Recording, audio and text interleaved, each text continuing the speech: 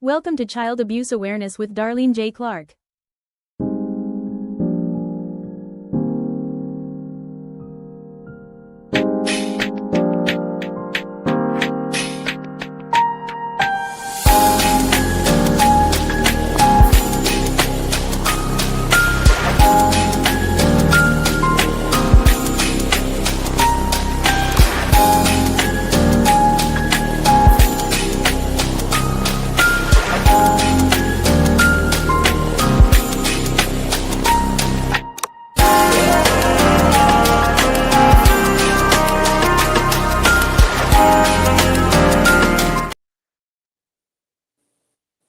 Hello, welcome to Child Abuse Awareness with Darlene J. Clark.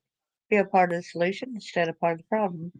Today we have Penelope. I don't know how to say the middle name part, and Benis. She will be here and interview me and ask me questions about my life. Hello there, Penelope. Hello, Darlene. Thank you for having me on the show. Darlene and I, I know you and I have known each other for a long time, um, and Yes, uh, and I really am it's a privilege to be able to come on and help you share your story. Because as you and I both know, as we've met in the survivor community, when you share your story, it's part of advocacy work, right? It's part of right. letting ourselves to, um, to an issue that's larger than we are. But there's also a sacrifice involved in that because, we re-enter some of that vulnerability. And so I just really have a lot of gratitude for the sacrifice that I believe that you're making in sharing your story today. But I've heard it before, as you know, a couple times, and it's such an important testimony um, to help raise awareness. And I think it also, and as you tell your story, you'll tell it much better than I, but it's really inspiring to see somebody who can overcome some very, very tragic, horrific things in life, and be able to have the faith and the strength um, that you have. So um, I just want to say thank you. So thank you too. Are you able to see the comments on the right hand side? Can you see? I do. Yeah, you So click on comments and you're able to see what people are saying. I Hi am there, so. Chris. Hi, Chris. Thank you for coming. So, sorry, Darlene, do you want me to just, should we start? Because I Yes, can we'll go ahead and start. Yes. help facilitate through this if you like. And I always like, and of course, this is not only your show, but it's your story. So you're completely in charge of um, the flow, the timeline, the dialogue. If I'm asking a question or going somewhere that you don't wish to go, you have the complete ability just to say no, thank you, or steer in a different direction. So you know that, but I always like to say that because this is all about you and you sharing your story. But I always like to get a visual. And in getting a visual, I think about a blank sheet of paper because whether or not the listeners now have heard your story or not, um, maybe they haven't, maybe they have.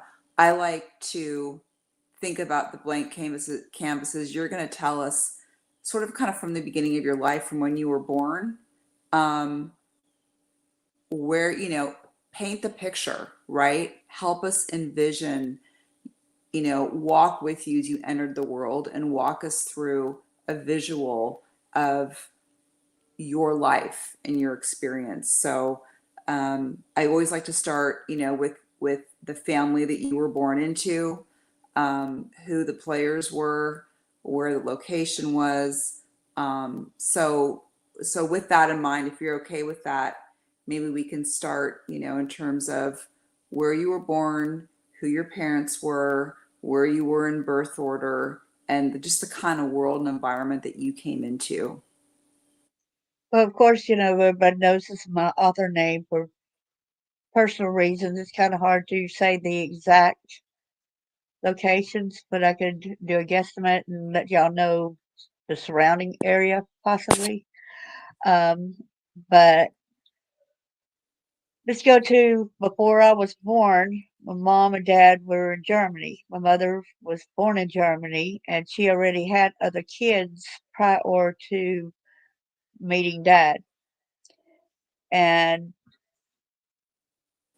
she had a habit of selling her kids, telling guys that they were the father. Well, when they ended up doing some kind of testing and find out they weren't the dad, they ended up putting the kids in an orphanage. That's what happened to several. She sold one kid to her sister. So I got a brother. I don't even know his name. Got two sisters, a sister and a brother that came from Germany when dad came back from Germany. They already had one girl over there, but the grandparents, mom's mom, supposed to had adopted the two older siblings.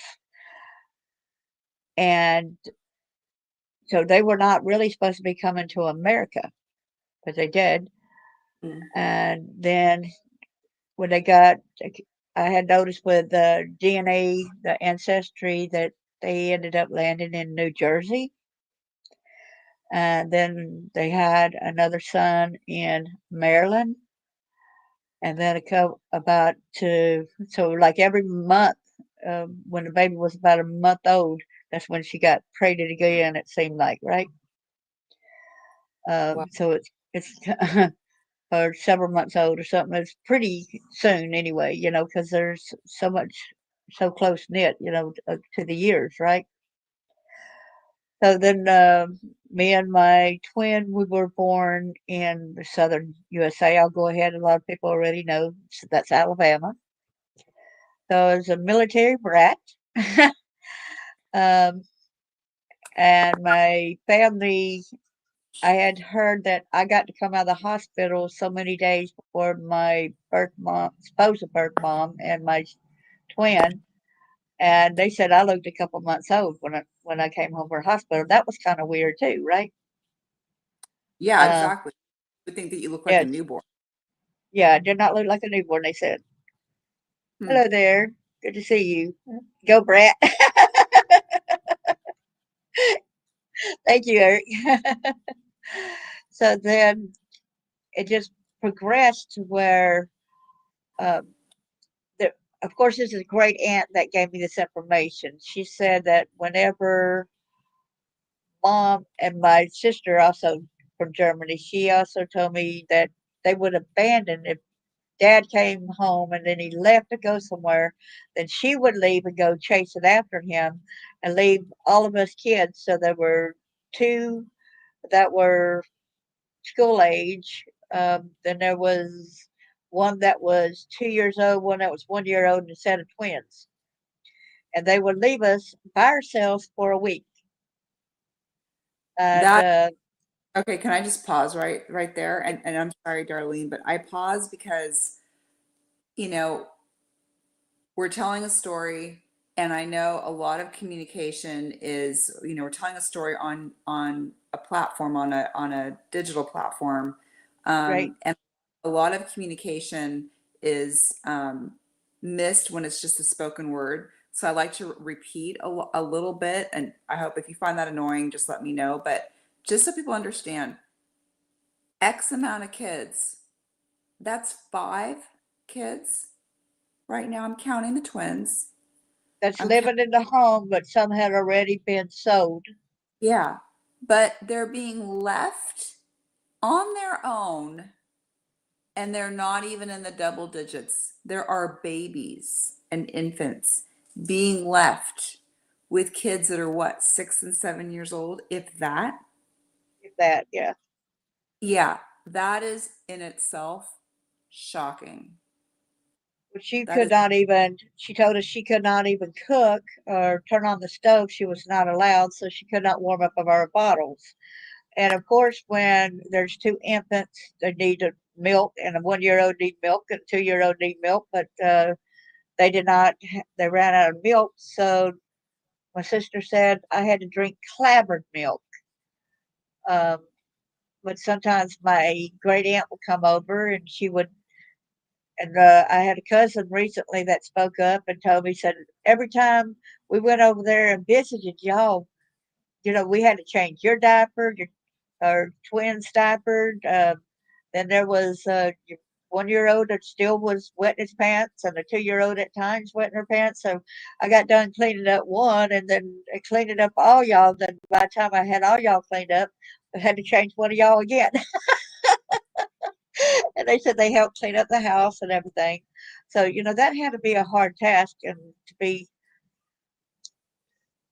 I can imagine, but thank God my aunt came around and cleaned us up, because back then we didn't have nothing but cloth diapers, and of course that amount of diapers, the t-shirts were used and other.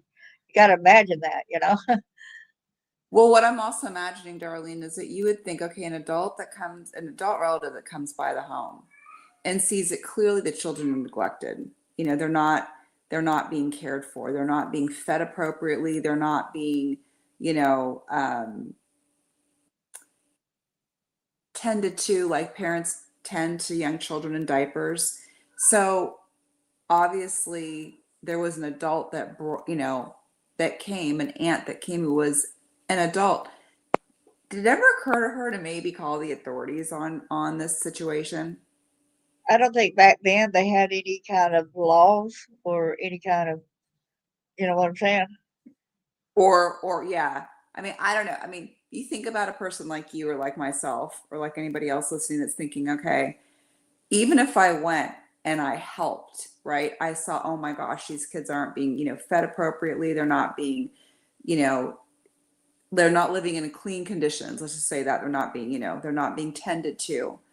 Right. How could, but even if there aren't, isn't it, like CPS isn't available or even, an entity there. How could you leave? How could you leave? And Exactly. that's my question. And by I 2 years old, my aunt said, and then we had another brother. Okay, by then, and so I was 2 years older than he. Um, she said then we ate raw oatmeal. So that's what we just ate for the whole week. We just passed around, that little container of oatmeal and just ate that.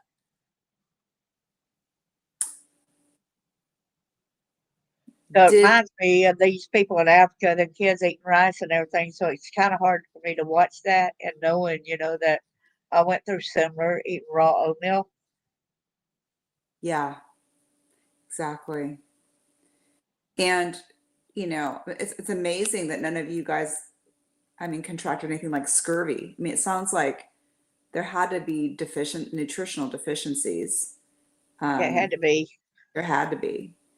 Um, So that's why I'm probably lactose intolerant today. yeah. Well, yeah, your digestive system, you I missed know, it. Yeah, that bot likes getting on the Mr. L right there with the emotes. hello, Mr. L. Yeah, so that's I mean, such neglect or such heinous neglect. Um, Yes. so And so it progressed up. And to when I was 2 years old, um, I lost my breath. And this was when my mom was supposedly in the hospital in another city having my brother. And I lost my breath. And I think it was when I go back and think of that, I could just remember sitting and bouncing on my great aunt's husband's leg, and he was doing something sexual. Okay. And that caused me to where my throat ended up swelling up, and I lost my breath. And so, Dad, I don't know what happened to his car, his vehicle. He started running up and down the highway, trying to get somebody to stop. And finally, a police officer stopped and he tried to do mouth to mouth on me, and that didn't work. So he had to rush me on to the hospital in his police car. So Uh, you're 2 or 3 years old. You're being 2 year molested. old, yes, You're being molested. You're being actively molested, and yes. you lose your breath. Um, Sounds to me like, did you ever wonder, did you lose your breath, or do you think you had a panic attack at that age? Uh, uh, uh, I really think that it might have been something that he put on himself or something like that that is not appropriate. Anyway, too. That's not appropriate for a little girl to have it, or you know, oral whatever. But I can imagine. I can remember there being some kind of residue a little bit. Beside, I'm not talking about his. You know what? I'm talking about that there's something that he put on that to moisten from my lips or something. That probably was something that's toxic to a kid or whatever. Toxic to oral Mm, ingestion, you know what I mean?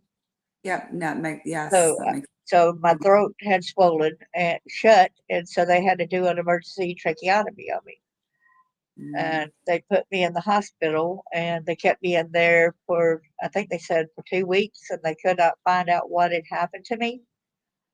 And I think that was the best time of my life, really, because all the nurses would tote me around as their baby. They were keeping me clean and they kept feeding me and everything. And I supposedly had a big smile on my face and laughed and giggled. You could not tell that there's other stuff was going on at home. And they said, "This is the hospital's baby." And I would go from nurse to nurse, being taken around to see the different patients and all that kind of stuff. So that's kind of like the hospital's baby at the time. So somebody proudly took me around, like that, and mhm. I thought that's pretty cool. And before I got discharged, they bought me a big bear to send me home with, so that was interesting too. Well, And it was good to see you, Jackie. they actually But treated you. They actually treated you. You were actually cared for the way that you should have been cared for all the time. yes, so we had a picture taken when from a Lutheran on an Easter, and it had my brother, my sister, the older ones, right? And we all had these little Easter bonnets. I never seen them before in my day, and it was kind of neat, frilly around the edges. But all the girls had matching ones like that. And she said that was with the Lutheran Church faith, right? So I like, okay. And I was the only one in that picture with the biggest smile. And I really think that that biggest smile was attributed to how them nurses treated me in the hospital. Mm, yeah, you had that, right? You had that. It's like you had been in a desert, but you had an opportunity to spend some time in an oasis, and that Right, resonated for a while. And right, Easter's should be a time of rebirth, right? And right. rejoice. And so you're wearing a bonnet, and yeah. But then what happened? So then I'll go back to some of the earlier stuff I guess in a little while, because at the time, just go ahead and state it now, okay? I did not know till years later about the sexual abuse, right? So that's why it came to the realization is, um, like when 2001, the last time I spoke to my supposed birth mom, she said I was trying to forgive her for the things that she had done to me. And her first words, I said, "Hi, Mom." She goes, "Hey, are you prostituting yourself or showing your naked body to men?" I said, "No, Mom. I'm an adult now. I've got a choice. I choose not to do that." She said, "Well, you were born to prostitute. You were born to show men your naked body." I said, "Mom, I am 39. I've got a choice now. I choose not to do this." She said, "Well, you were born to do that." I said, "Mom, I'm an adult. I choose not." She said, "I wish I would have killed you when you were a baby like I wanted to." And I hung up the phone. I was so shocked at hearing that she also prepared me since birth, she said in that conversation, to to prostitute myself out, to sex traffic me, to do these bad things, and so it just. And then I hear from a sister that's the 2 years older than me that says, "Tell my son, well, Dad never did nothing sexual to her. All he did was ejaculate on her face when she was an infant." I said, "Dad did what to me as an infant? Do what?"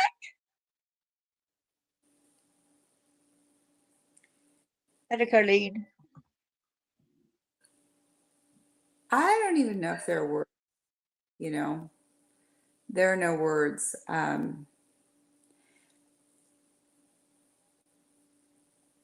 Yeah, it's kind of hard to when you go like this and you really It, don't know. And then I was mad when he told me that, not for the fact of him telling me, but I felt like she violated my son, even though he's an adult, right? I didn't want to tell him that much about the sexual abuse where it's graphic, okay?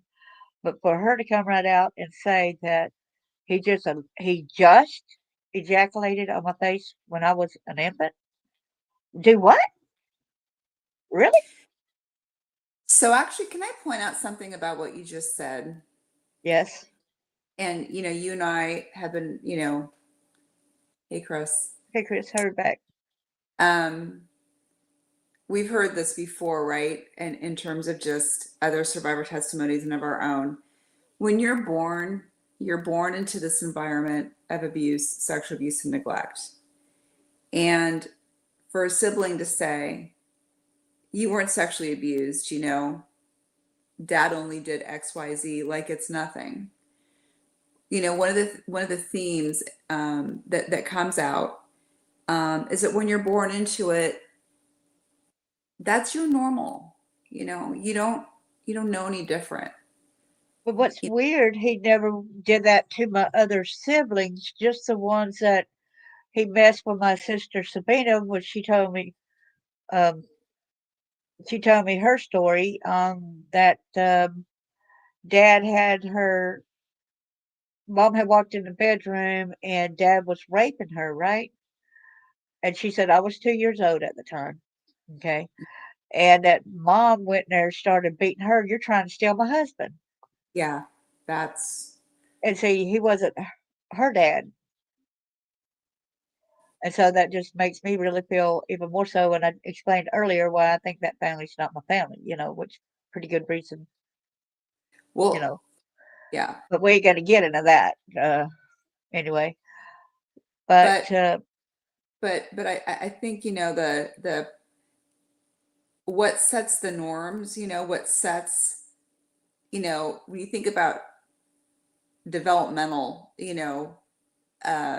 theories about, the first several years of a child's life, about attachment and about safety and about even establishing norms. Um, this behavior is abuse, sexual abuse, neglect. It is clear cut. But if you're from you and your siblings, and even the parents' point of view, but what the siblings are exposed to, even if you might be the direct recipient of a sexual abuse or abuse, right, and the ones that are witnessing it, they're experiencing a type of abuse too. They're witnessing it. right, This exactly. what is formed is, okay, this is normal, right? This is like, well, if this is what's going on in our house, this is what we know, this is what we know. And I mean, you're saying these things, one should be outraged, sickened. um Right. and so I'm just saying that this is right now, from your mother's, your mother's, or we think maybe your stepmother's, reaction to seeing a 2-year-old being raped, or what happened to you as a baby with your father, Yeah, that's but my your real mom, supposed real mom that had me still at 2 years old. but I mean, these are not, so the thought processes of what's acceptable and what's not acceptable is very, very, very skewed. This is not, this is obviously not okay. But when you grow up in an environment where you think that's normal, that's what the mindset becomes, which is Right. why, Darlene, I know you've got a story to tell, but one of the questions that I'm going to ask you that you don't have to answer right now, but I wanted you to think about, because this is a part of your story that I'm not clear on. Of all these siblings that you mentioned, besides yourself, has anybody gone out and spoken about the abuse and been, and healed? And you don't need to answer that now, No, but yeah. no, no, none of even my sister, when she found out that Dad had done it to me, the one that Dad had done that to her, she no longer wanted to talk to me because she said she already could not write me when I was living in that state of Alabama, but now she feels guilty because she went ahead and went into an orphanage, but we'll get into that, how she ended up in an orphanage. But she blames herself for not coming back from the orphanage and keep taking the abuse. But little did she not know that Dad was already doing some things to me. So evidently, just at one time is when my sister seen him do that. But listen, what happened? The mom later on went ahead and had Dad put in jail for messing with my sister, right? Then the same day, she goes back to the jail and said, I'm dropping the charges. So they go ahead and let him out of jail. So when my sister looks out, she sees that Dad's got a shotgun at his side. And so she locks up the door to try to protect us all, okay? Here I am, 2 years old. And I don't know no better. There he is shooting at the window, trying to shoot at me, she said, trying to shoot me. Um, and she said the glass was going everywhere. The wooden shards for around the door frame and all that was, I was being hit with some of that. And she said, I had to knock you to the floor because you did not know as a 2 year old that you needed to get down, right? You just stood there and shocked. So I had to knock you to the floor, shield your body with my body. She said that she started getting hit with the splintered wood and the shards of glass then. Hey, Peggy. Hi, Peggy. So, this was just like you're already learning at age 2. And then when I uncovered some more of the sexual abuse, when did it start? Oh, my dad had a army buddy. He's no longer in the military, but he still had a military buddy that was at the kitchen table drinking a beer. So went popped the lid open of the beer bottle on the side of the table. I come in the room naked, so evidently mom had prepared me that way, right? I don't know where none of my siblings were. I was the only one there. And then mom says, well, the guy gave me it's either 25 or $35. Can't remember the exact amount now, you know. And you are going to lay there and you are going to take what he's going to do. He paid us. So the guy got mama went around my head area of the table after she had placed me on a cold metal table, and then dad went behind his military friend as the guy used the beer bottle. Oh, And I had to lay there and take it. Then all of a sudden, just got like it just went out of my mind. It's like it was too much for my mind. And the next thing I remember is being in uh, the bathtub of water and the water being bloody. It's like it's in the Sounds of Freedom. You see that little girl sitting in the tub of water. I thought, oh my gosh, and I started crying at that because it's like that's exactly what they did to me. They put me in this water afterwards. You know.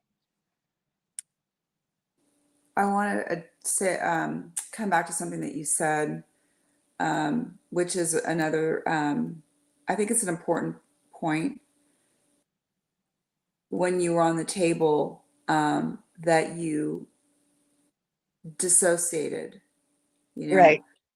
dissoci as we know, dissociation, and there's different, it's a spectrum. Um, uh, but for children that are traumatized, um, severely traumatized, it's the brain's protective mechanism.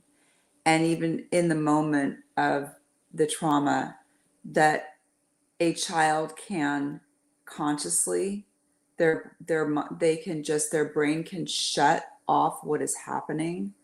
And this is protected because if a child was really going to actually interpret what was happening, they literally wouldn't be able to survive the reality of it, let alone the act of it, but the reality of the truth, what's happening to them. So what, Darlene, what you're describing is you dissociated. Some Right. dissociation is even you leave your body not only mentally but physically, where even though the treatment is painful or should be painful, you're numb and you almost can't even feel it because you literally leave.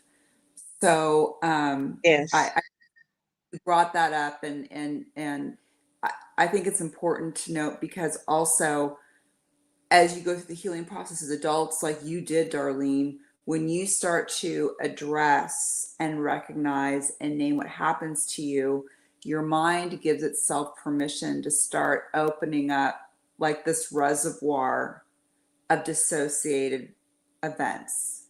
And this is where these memories that we've basically really buried, we've dissociated, once the healing process begins, they start to come up and out. We start remembering and being able to recall these things that have happened. So sometimes they're termed as repressed memories, coming forward. So I just wanted to, you talk about that Right. in the, and I just wanted to thank you for bringing that up, and thank you for allowing me to sort of expand on that, because, I'm thinking about this 2-year-old little girl and you on the table in the bathtub, and all I want to do is just pick her up and hold her and take her away. And Yeah. I can remember the bath water being up to my chest level, and something kept guiding me. I really think God was right there guiding when you telling me don't move, because I felt like I was going to fall to the side, any movement because the water was too high. And I really think that they didn't care whether I drowned or not. So if I drowned in that water, it would have been okay if I slipped and fell. Um, you know what I'm saying? I mean, I know exactly what you're saying. I mean, as parents, we know, when we bathed our babies and our toddlers, I mean, the first thing we did was make sure that they were safe in the tub, and we didn't leave them, and we didn't fill the water too high. We didn't make it too hot. But, after you've been through this heinous abuse, you're then kind of, okay, here, we'll put her in here, and, you know, we'll overfill the water, and whatever happens, happens. Right, exactly. They didn't stand there with me, and I did lose my balance a little bit. And someone's like, "Don't move, stay like you are." So I was listening to that voice that was guiding me. And so I stayed still because, yeah, I was losing my balance, like I said. So, so there was actually, I really believe in God. I believe that they were there for me in some of the ways. Um, that I might have been done really bad, but they wouldn't let them kill me at the time. So I was glad about that. But when we go further back, and I can remember that Mom would dress me up, and I was thinking, cool, we're gonna finally have a mother-daughter type of time together. Maybe Mom does love me, and she's taking me alone to a restaurant. Oh, this is cool. I'm gonna be a special girl for her today, right? But to my dismay, when we got in there and sat down, they said, "Would you like anything to drink?" And they said she can't have nothing to drink or eat. So we sat down, and I was thinking, what is the purpose of us being here? Then it's my little 2-year-old brain, right? Like, then what is the purpose being here if if I'm not gonna be able to eat and drink? And I was already knowing that she's gonna be the one eating, drinking, right? So the lady said, "I'm gonna bring her some water anyway, because I'm supposed to give each customer water." She said, "Fine." So she put the water down. I did get a sip of that. These guys come up, and the lady said, "Oh, she's so cute. She's so cute." So today I abhor being called cute because of this, right?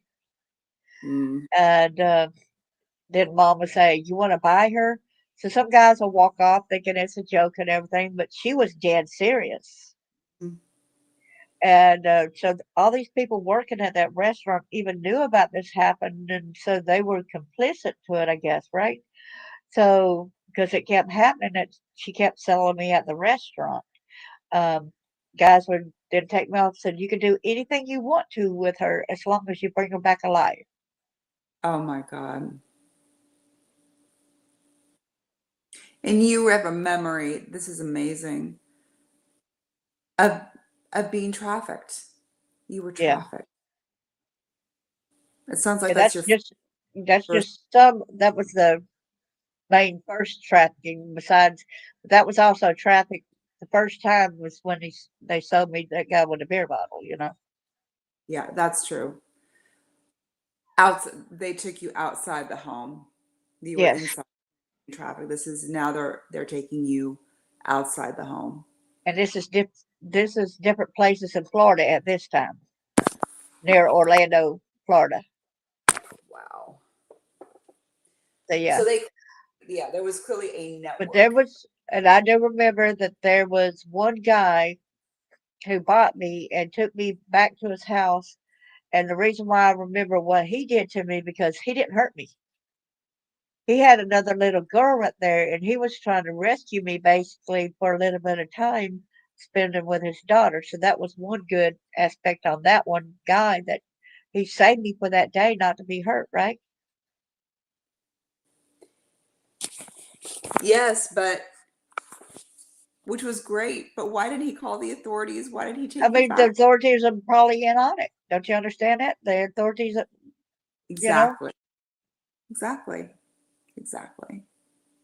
so he knew that nothing can be done, you know. So this trafficking ring goes well beyond all these people knew about it. And but I'm glad I had that one boy, that one guy. I think he bought me at least twice just to take him back home, and that set in my mind so kindly. I can't remember how he looked or nothing like that, but I remember being able to sit on the floor and be a kid for the first time in my life. Really sit there and play with another kid. I had never had that in my life before. That's a very That was powerful, that was a powerful statement because that really, that really, paints the portrait of what your home life was like. If when you were taken out of your home and were trafficked in a network, that the person that had bought you for the afternoon actually gave you, yeah, besides your hospitalization, obviously later on. I think that right. was later. Well, 2 Um, years old, that was when my brother was born, so that was still, this happened after my brother was born then. so yeah, but still, that was the most positive experience to date of your Yes, life. But that that is, and the hospital was the number one thing that was really positive, and then this guy, you know, so it's been those 2 positive things that really it really made a difference in my life too, seeing some good that it was not all this evil 24/7. yeah, you were definitely getting some messages. You were definitely getting some messages And that you then, were worth loving, that you were worth loving so and by the protecting. time when I was 4, it got worse where dad had me in the living room and he parted my legs. He had a knife and he kept parting me off. He did genital mutilation on me. He closed my leg back up. He actually ate that piece that he cut off. And He then ate he it. went, He ate yes, it. yes. And then the next thing I know, back in the bathtub again, right? So I don't even remember. I just last I remember is seeing him close my leg up, eat that piece, and then I dissociated again, right? Mhm. Hey, Deborah. So people say, you know, I don't know that much, and I'm not doing this out of empathy or sympathy or anything like this. I want people to stand up. You know, this happens to too many kids out there today. Um, but then when I years later I started doing genealogy, but I'm going back to state this about age 4. Okay, so later on when I was doing family tree, I called somebody from looking in the phone books, and we had a common surname. And we decided we're going to meet at the Huntsville, Alabama library in Huntsville, Alabama. And he had the same certain surname as my one of my grandmothers. And I go, we get to the library on the second floor, and right when I put my purse down, he said, "I remember you." I said, "From what?" He said, "From all the child porno." He said, "My dad had over 200 child pornos, and you were in the majority of them." And I did not even get seated down. Also, it's like my legs were knocked out from underneath me. I fell Mhm. backwards. I had to hold on to the table and keep myself from falling all the way over the chair into the floor because it knocked me off my feet hearing that. Because you had no recollection of the pictures being or the images being taken. You didn't Right. know. Hello there. And I still don't remember too much about it. I remember one of my personas, one of the things that they called me, and I remember so that made that bring that up, right? And I hated what I had to say. I had to say, "My name is Candy. I taste just dandy. I'm everyone's fantasy." I had to say that crap on video. You remember that. Yes. So when I was sitting there talking to the guy, regrettably, I could not get up and walk away. Regrettably, I had to sit there, right? I said, "Okay, since you're an Alabama state trooper," I said, "I hope that you disposed of those records. I mean, those videos." And put in mind, he also had made a statement too that at the end of that, when he said that his dad had over that many pornos and I was in the majority, he actually added that he still gets hot and bothered thinking about doing me as a kid. So yes, he done me as a kid too. Mm. So I said, since your dad is dead and you're a state trooper, I hope that you disposed of those child pornos. He said, no, his daddy had a buddy who enjoyed sitting down and watching the pornos with him. So he gave him half of them. Uh, I mean, like, wow. State trooper, Alabama. I can't go to the legal authorities because he is a police officer, a state trooper, you know? Yeah, and Um, so it sounds like he was like just okay with the fact that there was this, collection that had been coveted for a long time and that was being dispersed basically to a friend, partially to a friend, and that was totally acceptable and there was no problem with that. right. And I asked him, I said, how old was I in the pornos, right? And he said, you were ages 4 to 11. I go, that's about right. When I was 11, I had to go back to Florida and live with my mom. So, yeah, that fits in. Fits Did you ever in. know why? Did you ever know why that you made that transition to go live in Florida with your mom at 11? Did it click for Yeah, you? What? I know why, but we'll get into that in a few minutes. So even at age 4, mom had abandoned 5 of us because the other 2 was put in an orphanage because mom had sold my oldest sister, the one that daddy messed with, to a police officer. So he was supposed to keep her and marry her when she becomes of age. But she kept running away, so mom would get her again and put her back in an orphanage. Then she would keep her in there for 3 days and then say, okay, maybe you learned your lesson, so I'll take you back over there to the policeman's house, right? Took her back to the policeman's house. She ran away again. So she ended up saying, okay, you just stay in an orphanage then, right? Sure. I guess that was a good strategy to run away, for some. Yeah, she ran away and then, but she feels bad the fact that uh, she didn't stay there for me, but she does not realize that dad was already doing that to me when she was not around. See what I'm saying? Yeah. So when I was 4 that's when it happened to her her being put in an orphanage. Her dad went ahead and got the boy back out, even though dad was not blood related to him. Um, so he basically stayed with him and with my dad, basically so he could be a slave, to watch over us and all that kind of stuff. So when I was 4 years old, my aunt grew tired of my aunt leaving the five of us small kids. I was 4 years old. My brother, the baby, was 2 years old. My twin was four. Uh, I had a brother five and a sister six at this time. Okay, Mm-hmm. so she just kept abandoning us in a grocery store. Luckily, my sister that was six knew my aunt's phone number, so the stores would call my aunt to come and pick us up.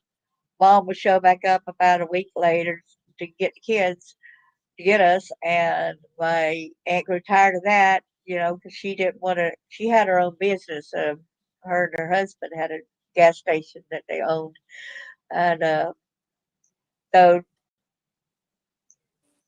ah, so anyway, the last time Mom showed up with a knife trying to get us kids back, but my aunt ended up having a gun and said, "You're leaving, and you ain't never taking any kids with you."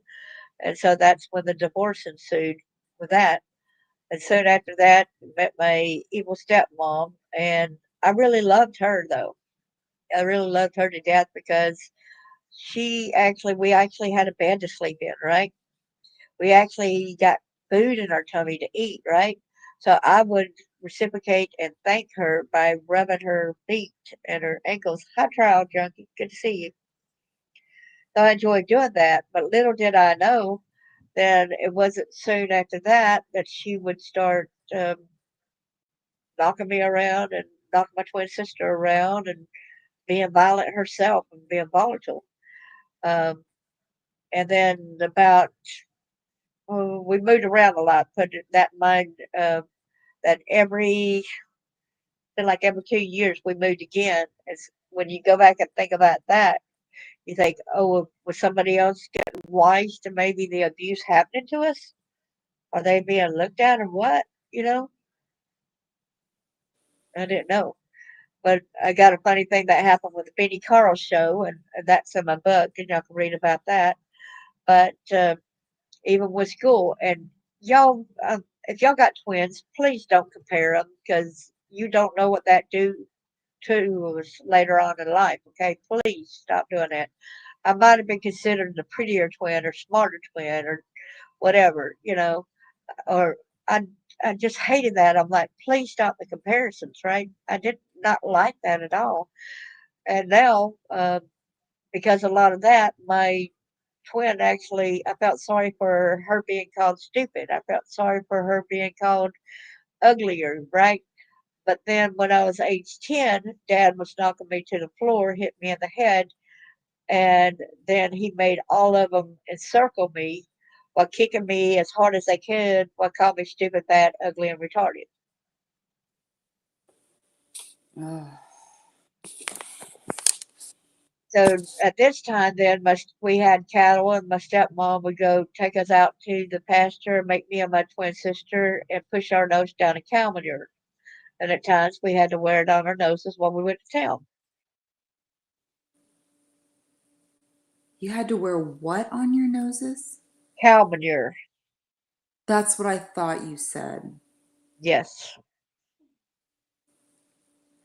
What was that, just to humiliate you? I don't, I guess I don't really got really a lot of questions. You try to say why did they do this, and you never got an answer except for they were pure evil, right? yeah, exactly. Yeah, it was devastating. And then soon, when I was 10 years old, also was the horrible uh, when he shot at me with a shotgun, played hide and go seek. Coming to the Yeah. girl's bedroom, and he said, "Who's ready for hide and go seek?" And I thought, "Oh no, not again." So with that thought, "Oh no, not again," this meant that he had done it other times that I can't recall, right? Well, when you were when he got out of jail when you were 2. Yeah, but that was too. But this was not like a hunting party where when I find you, I'm going to kill you. Yeah. And this Um, is totally different than back when I was 2.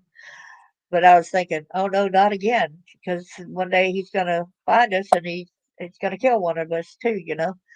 So we all ran and we hid. It was not fun. I don't. The other kids, they ran to the left of the house and went around, and I ran to the garden spot. It had been plowed before, and there was nothing planted yet. We had already got all the rocks out of it, because every rock you miss, Dad's going to end up whipping you. You get a beating for just miss a rock. You get a beating for missing a green bean on the vine. You get a beating for all that. Okay. So anyway, I was hiding in the garden. I knew that it was rock free, and I was hiding. Then next thing I know, I hear my stepdad coming out of the house, and my stepmom running in front of him laughing. And I'm glad I got to, when I looked up and just saw the backside of them, and he was shooting up in the air, and she was laughing like it was fun. And I was thinking, don't you know that the things have to come back down when you shoot up in the air? The things, the pellets or whatever, still got to come back down. It could hurt somebody or kill somebody. Don't you know that, right? mm. Crazy.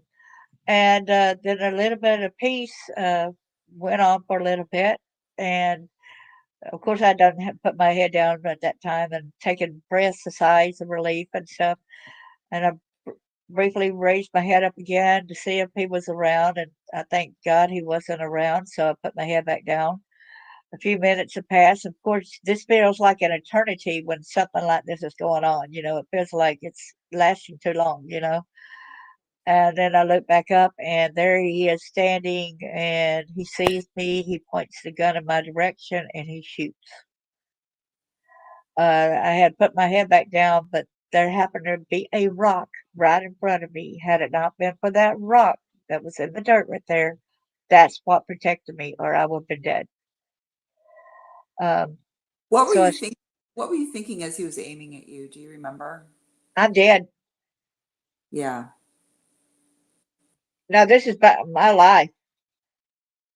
This is my life. So there's a question: is this based on a movie? I've seen a movie um, that incorporates this material. No, this is your No, life. no, this is my life. That happened in Alabama. It's in my book also. Yeah. And I got it. I can go get my book right quick.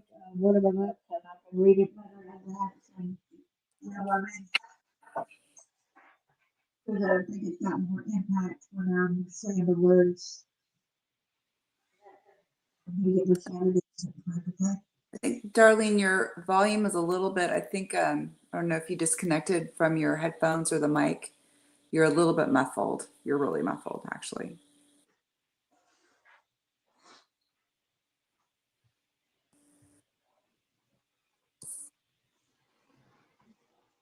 I'm sorry, but it is true. Let me go to. Take a moment. Take a moment. I thought there was a sound.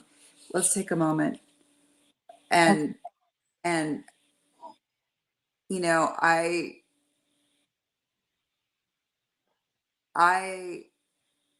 have heard your story a couple times. This is not, I've heard this a couple times, and it's so difficult. It is hard telling. It's hard to tell, and I'm not going to speak for you, but I'm going to speak for someone that has been harmed. It's hardest for imagine what the children go through if we have such a hard time hearing it as adults. You know, And I'm sure um, there's other stories out there that people are doing the same thing, hunting parties for the kids. That just shows that I'm not the only one. you're not the only one.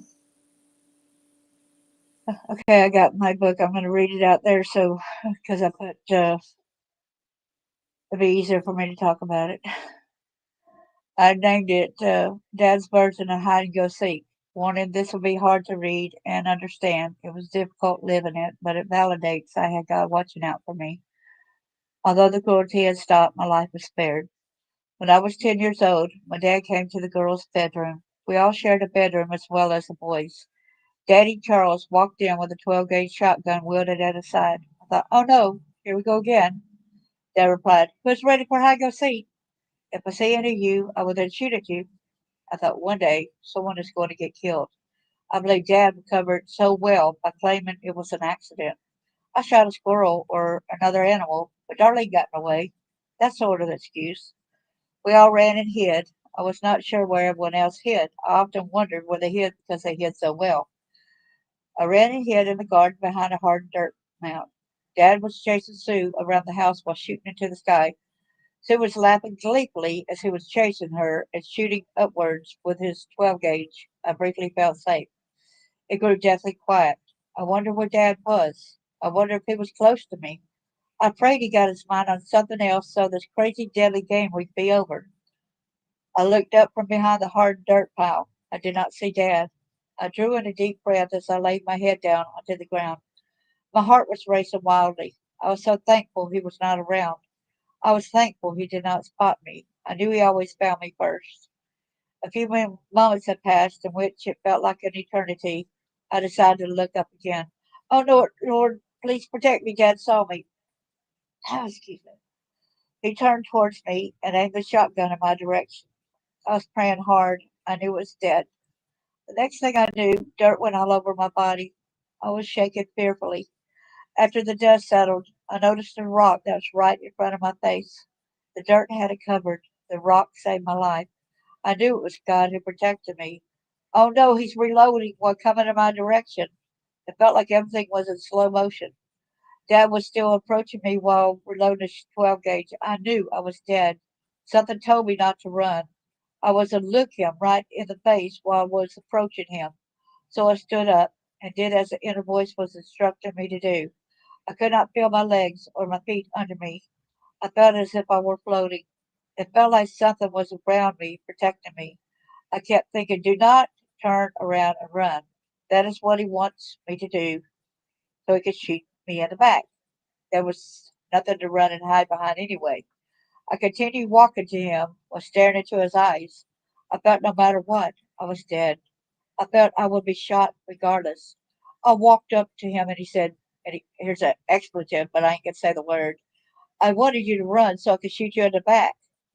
Dad turned his back towards me and said, I'm going to hunt one of your siblings. I need to kill something today. I was scared and shaking all over. Dad turned his back towards me. A few seconds later, he tackled me. He forced me to have sex with him.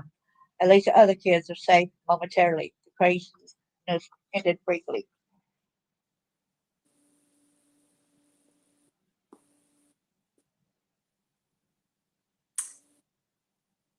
So that's the story on that.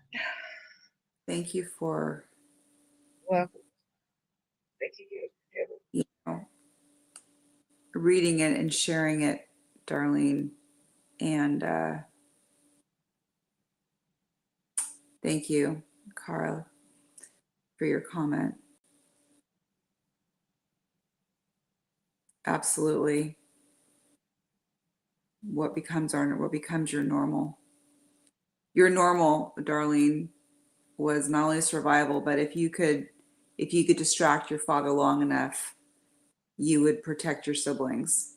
I say I didn't distract him. I just said like, Lord, please help them, And the next thing I know, he throws down a gun, tackles me and rapes me.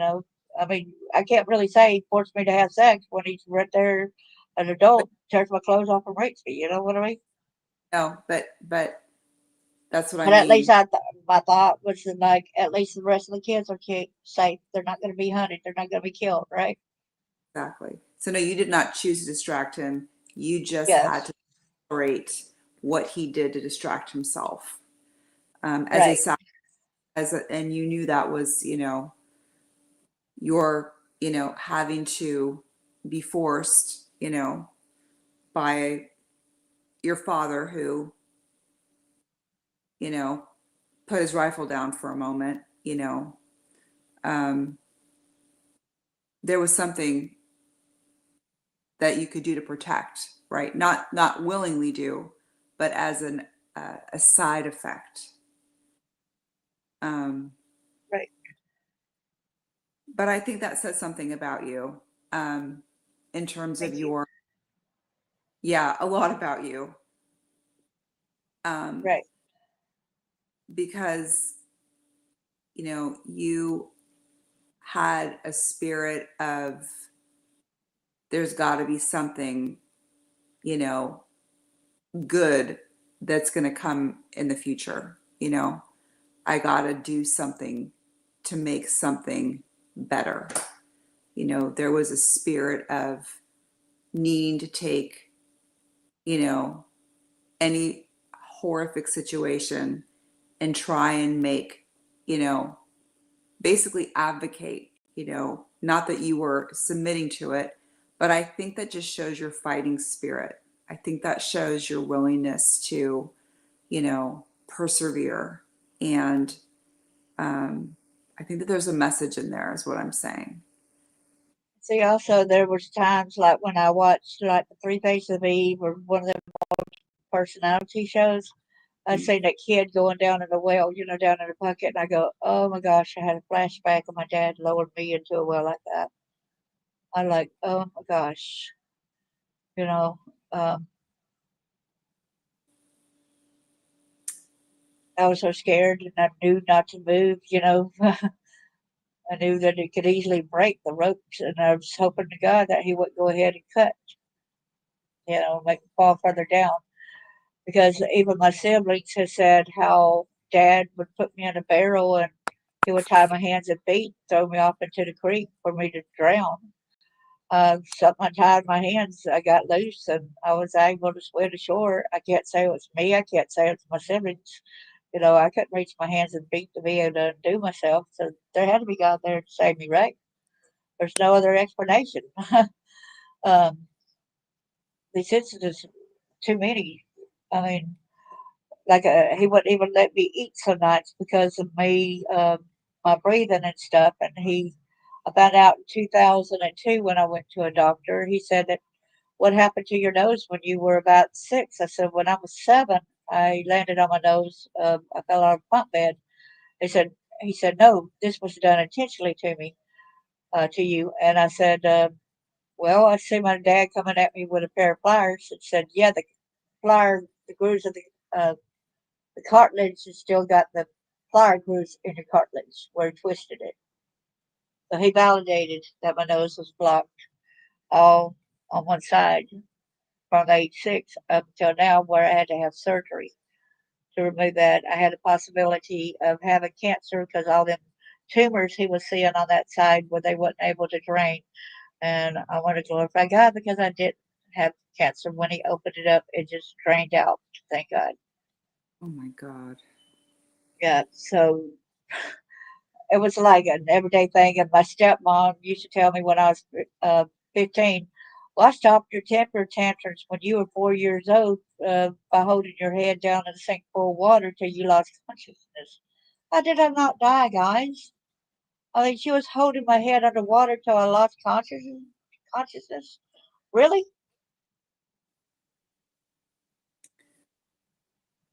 It's How a did good, I not? well, you're obviously serving a purpose right now when the work that you do. Thank you. It's survival. Let's see.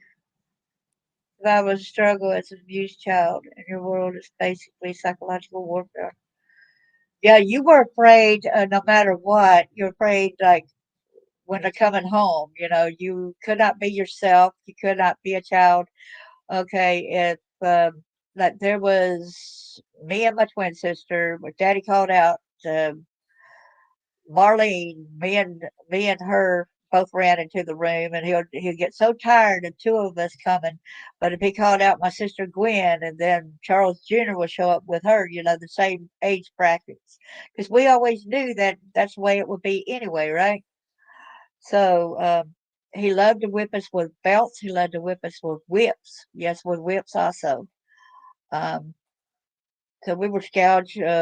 Remember my stepmom making me stand in the bathtub where she poured hot coffee over my feet. I still got red scars on my feet somewhat, from that. But thank God it didn't get worse than that, right?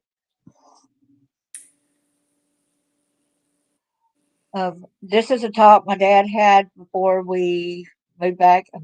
At this time, also put in mind that a cousin of mine, dad had took us to that house and he was playing a game with me, and I thought it was fun at first, but I did not know it was going to lead to what he was trying to do. Uh, but he was playing and swinging me between his legs, right? Hmm. And as a kid, you think of that's fun. But my cousin Steve Normandy was a heavy set man. His body structure was one like Santa Claus. He had a lazy eye. He was a grown man. When I was about 10 years old, I wondered why I feared him. To my dismay, I found out why. Steve still lived with his parents, my great uncle and great aunt. They were neither an indoor bathroom nor running water. I used to love wandering outside looking for fossils. They seemed to surround the small shack. There was a lot of junk that stayed outside in which they tried to sell. I said about 9 years old, but 9, 10, whatever, right? As I was wandering around, Steve approached me. He grabbed me and started a game by swinging me in between his legs and back up. At first, it was fun. He made it feel weird when he started sliding me on his body. First, his belly touched me. I said, "This is not fun anymore. Please stop." He kept on swinging me as he glided my body down his private area. "Please let me go." I knew my dad, my stepmom, Sue, my aunt and uncle and siblings were around somewhere. Steve jerked my arm as he dragged me into the back door of the small shack. His body language told me I'd better be quiet and do as he wanted or else. Of course, I couldn't shout. You think my parents would protect me, y'all? I don't No. think so. He pulled me into the bedroom. I was scared to yell. Everything was happening too fast. He pushed me into the bed as he gripped my right arm. Steve fumbled with his buckle feverishly as he pulled his pants down. Dad started calling my name. Steve was trying to pull my panties down as he exposed his shaft. It scared me. Do I yell? What should I do? Finally, after Dad yelled, "You better come out now," my cousin reluctantly let go of me. I was shaking nervously as I bolted out the bedroom door. I rushed, afraid Dad and Sue was going to discipline me since I did not come right away. Of course, I didn't say the parts where I pulled my panties up and stuff like that. I was I pushed the front door as the door springs made a screeching noise. I was shaking so badly I took a deep breath as I climbed into the rear of the van. Then we left. I think my dad was about to ask me questions, but Sue told him I was nervous and let me calm down. Sue, matter of factly, whispered, "You can tell Steve tried to do something to Darlene." So they knew. I mean, they knew. They knew, yeah. And they did Yeah, nothing. they did nothing. They did nothing. They kept taking me around them. You were about 10 years old at this point. Yes. I have a question for you. Uh-huh. Now, I in didn't all, start my womanhood till I was 15 after Dad died. Thank God it was after Dad died, since he was doing things to me too. mhm. But go But ahead. my question is, you've had such um, an abusive, horrific, heinous series of incidents in your life.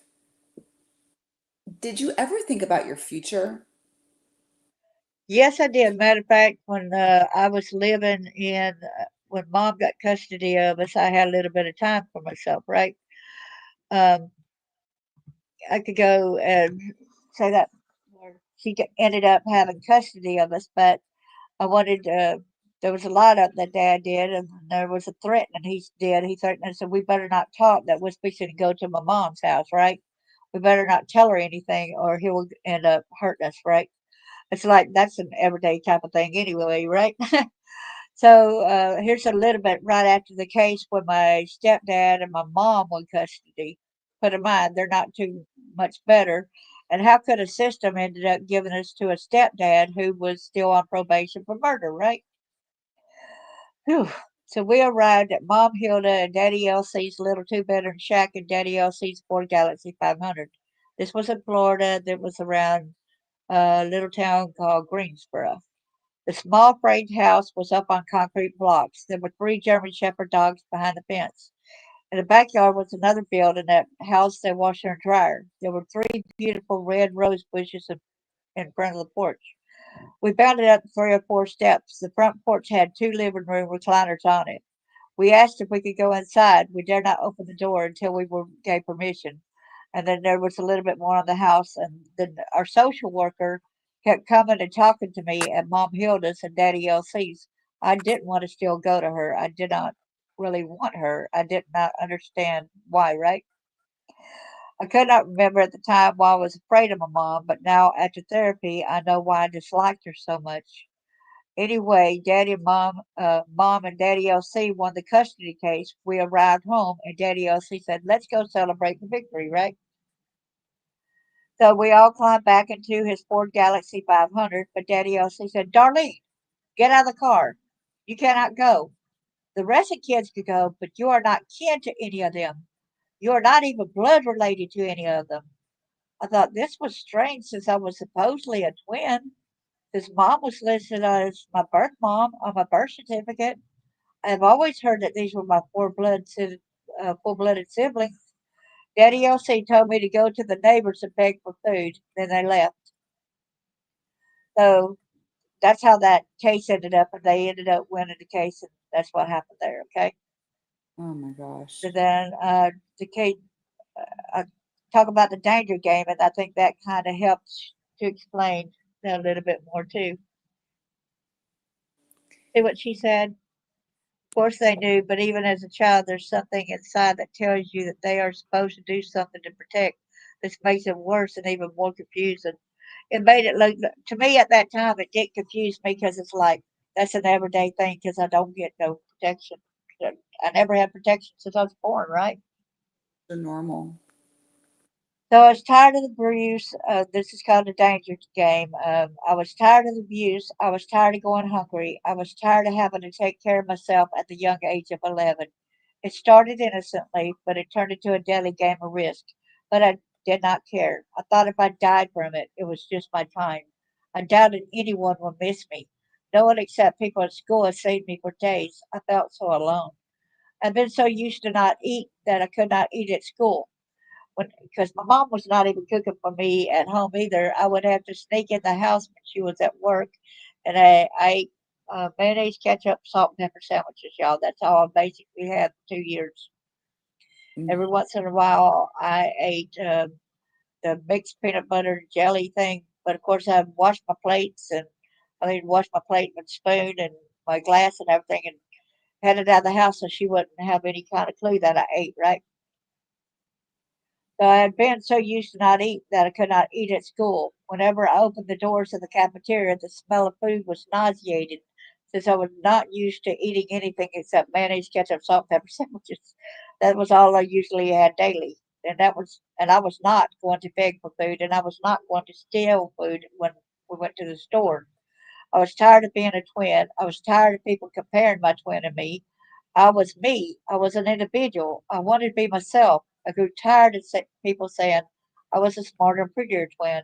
It might be a compliment to some, but I just wanted to be me. I wondered if Marlene had ever felt the same way.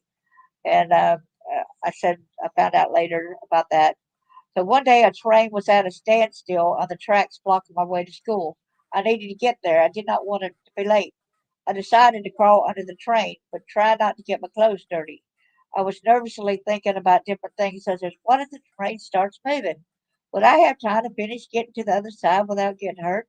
Will anyone tattle on me? Phew, I made it. I went on to school that day.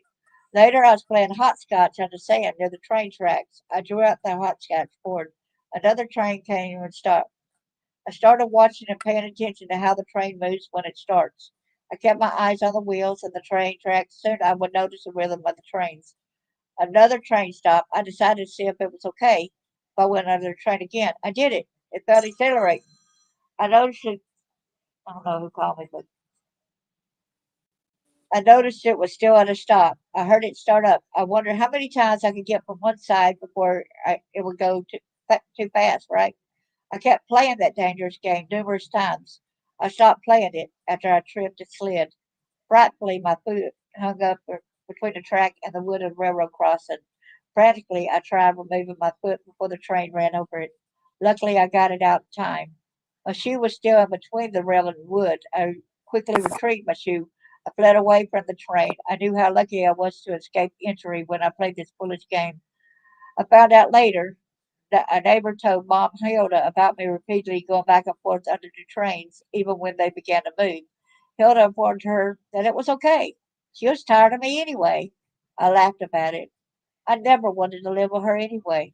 At the time, I did not understand why I was so apprehensive towards her. It did not take long for me to understand the reason. I had more pride in myself than to succumb to Hilda's wishes. When push came to shove, I cared. I stopped it. I knew I had to like me for me. I knew when I grew up, I knew how I would love to treat my kids. I would daydream about having kids, taking care of them and their needs at 3 and 4 years old. I would hold them, kiss their cuts and ouches, and comfort them when they had a nightmare. Finally, yet most importantly, I would listen to them. By doing this, my children would know they mattered and their needs would be met.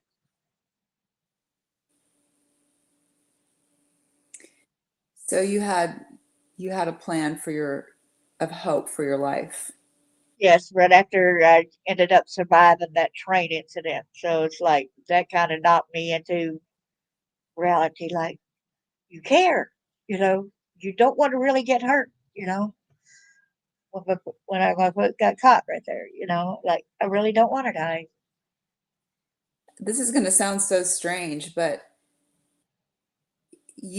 initiating and playing the train game, it was a decision that you had control over. You decided Right? when you did it and you decided when you stopped it. It's like it was a way you just sort of kind of had to take control of your life and your future. It sounds like to me. And that Yes.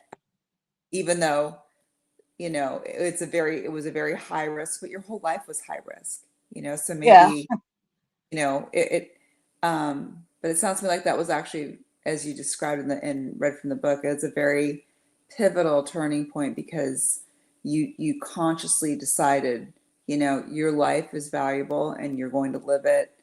And, you and I both know that, you know, um, when we heal, and part of our healing is how we do raise our children, because we give them the nurturing and the type of we strive to, right, the type of childhood and nurturing that we didn't have, but within that, we also reparent ourselves in that process to try and Thank you. take control of history. Thank you for sharing that. Yeah, and then things passed on, and finally I bothered them enough after 2 years of living with them that three of us ended up going back to Dad. Because I thought, at least if I'm abused by him, at least I got a bed to sleep in. Because I was sleeping in the back seat of the car, and I don't know how I ended up living in Florida with the windows rolled up and not dying. A lot of people die from all the heat. Um, it's kind of weird how I survived all that, right? You're a walking miracle. Thanks to God that. So then when I moved back with Dad, and there was I went back and stayed with him for a little bit, right? Mm-hmm. And not long after that, he ended up, we had a little talk before he died, right? And I, I think it's better to talk about this, like it was a cold November night. He ended up dying December the 2nd at work in 1976. He lit a fire in the fireplace. It was hot in the house. I had bronchitis. He stayed home for church and he was taking care of me. He said, I sent Sue to church because I had something very important to tell you. I'm sorry for the abuse I had done to you, but Sue made me do it. And in my mind, when he said that, I thought, you're apologizing to the cruelty and you're blaming her, but what about the abuse prior to her, right? And you Hmm. being my dad, could you not have stopped it? Those kind of things was in my mind, right? My dad was a cruel person. He was an adult and he had a choice. He did it on his own. It hurt me when he blamed others, but I thought it was a big step for him to admit he was wrong. He quit. I have a certain job to do, and I'll be gone for only a few days. I'll be back to get you.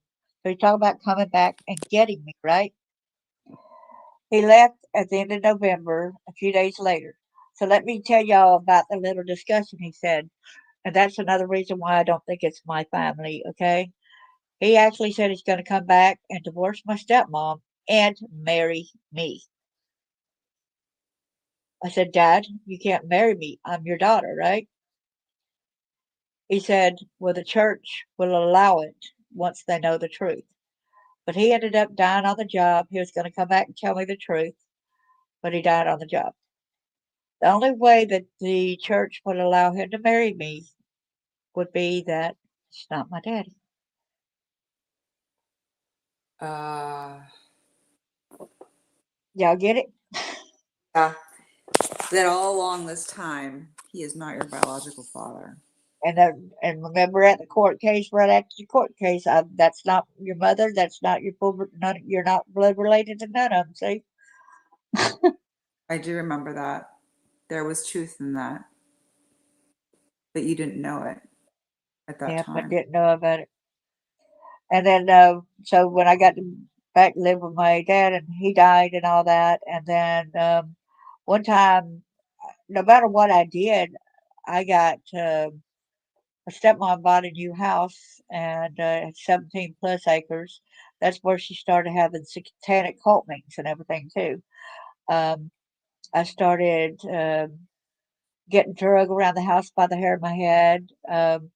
She sent my one brother that was she sent him off to the army, and she made my twin go back to Florida. So it was only me that was my daddy's kid with my uh, that other person, right? Supposedly. So it was kind of hard. It's like all the chores in the house were now mine. I would get off the bus approximately 30 minutes before Sue came home from work. There's not much time to do all the chores. All six beds needed unmade and made, and all the sheets need to be washed and dried and put back on the beds. And before the 30 minutes were up, I could not believe it. Both of the bathrooms were filthy. Dusting and vacuuming needed to be done. The dishes need to be washed and put up. The floors need to be swept and mopped. Sue came home in rage. They always got away with not cleaning by telling Sue she instructed me to do her chores as well. But guess what? I ended up getting a beating for not doing the house, which May was home all day long, you know? And Steve How? Normandy, huh? I'm sorry, go on. I'm sorry. Didn't mean to And then interject. Steve Normandy showed back up and he told me, let's finish what we started. And I ran in the house and I locked the door and I would not let him back in. And then mom had a best friend that lived in Daytona Beach, and her son came and stayed with us for a while. And I called him Arnold in the book, and he brought his Dublin Pinscher. His name was Hulk with him. Hulk was told to attack and pointed at my brother Paul. Paul had climbed on the doorknob to avoid him. Arnold grabbed him right before he snapped more at Paul. He was showing me that I better do as he tells me or else. Another time he was showing me, he took Hulk to a tree and pulled down a limb and told him to grip. And then when he said drop, he dropped. But he had a firm grip on that for a long time. So when after a date one night, Jeff, that's who I call my husband, walked me to the door. We kissed goodbye, but he was my boyfriend at the time. Okay, I walked inside, seeing Arnold sitting on the couch. I was a few steps in, and he ordered me to go to my room and change into shorts. I said, "I'm going to bed." He ordered, "Do as I told you. Your mom Sue is in on it." I didn't know for sure, and I knew no one cared. but I felt I had to do as I was told before he would order his dog to attack me. We went outside to below Sue's bedroom window. As he was raping me, I saw Sue smiling as she watched from her bedroom window. I was thinking, oh my God, please help me. He is in on this rape. After Arnold was through with his heinous act, he went to the grapevines and pulled a leaf off to clean himself with it. I was not allowed to go in until he was clean, till he said I could. And I was thinking, I hope you get a rash from his grape leaf. He went back home to Florida within a month. So Sue's friend told her, Polly had told me that Sue made him go back home because she was afraid he might rape me. I told her, yeah, right. She knew it already happened. What a lie.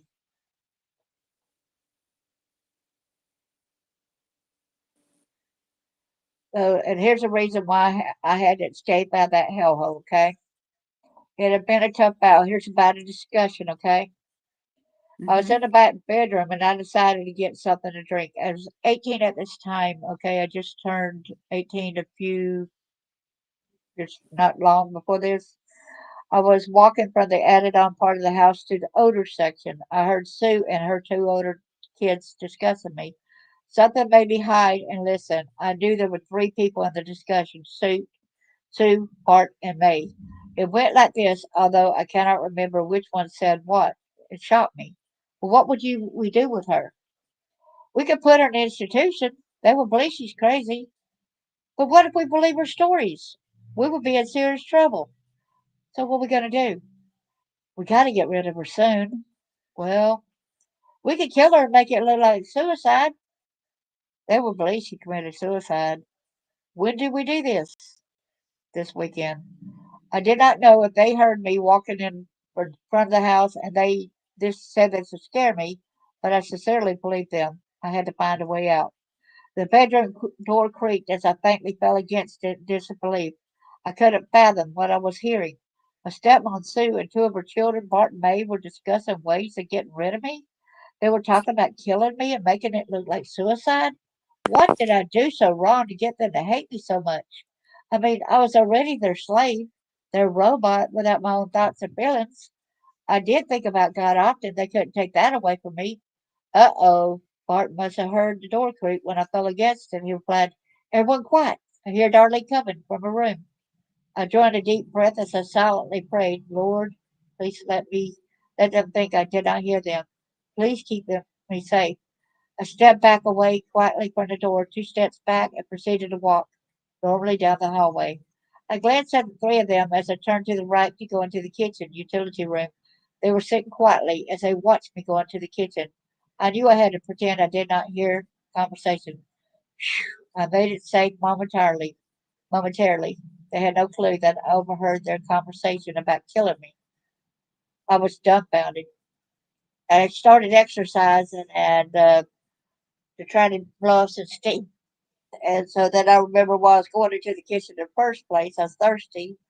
And so while I was bent down to grab a drink, I noticed Sue as she came into the kitchen. She had her hands on her hips and asked, are you okay? Okay? Puzzled me, asking if I was okay. Yet a few minutes prior, they spoke of eradicating me. However, I had to keep up the charade. I stood up with my beverage and answered, yes, ma'am. Sue stated, I heard you breathing hard, so I came to check on you. Yes, ma'am. I just exercised, Sue stated. But you weren't breathing like that when you went to the kitchen. No, ma'am. I was exercising. I did toe touches in the air. Sue asked, did you hear our conversation a few minutes ago? I hated to lie, but I had to save myself. No, ma'am. Were you all talking? I just saw you all sitting there quietly. Okay, Sue concluded. I asked, was there anything I should have heard or should know, Mom? Sue replied, no, everything's fine. He turned and went back to the living room. I prayed silently, again, asking God to guide and protect me. Please lead me in the direction you want to take me to take. Jeffrey came to see me that afternoon, so we ended up talking, and I ended up going to get married a few days later.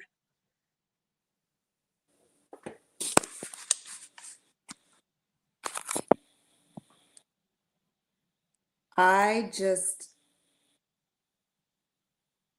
I don't know how you had the strength over and over again, Darlene, just to navigate everything that you navigated.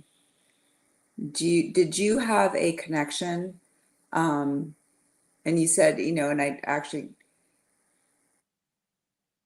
what really struck me and stood out for me was when you said that you hated to lie. Like you already knew that that was not a moral thing for you to do. So I'm thinking, is she already have, a relationship, with a higher power? Did you have faith?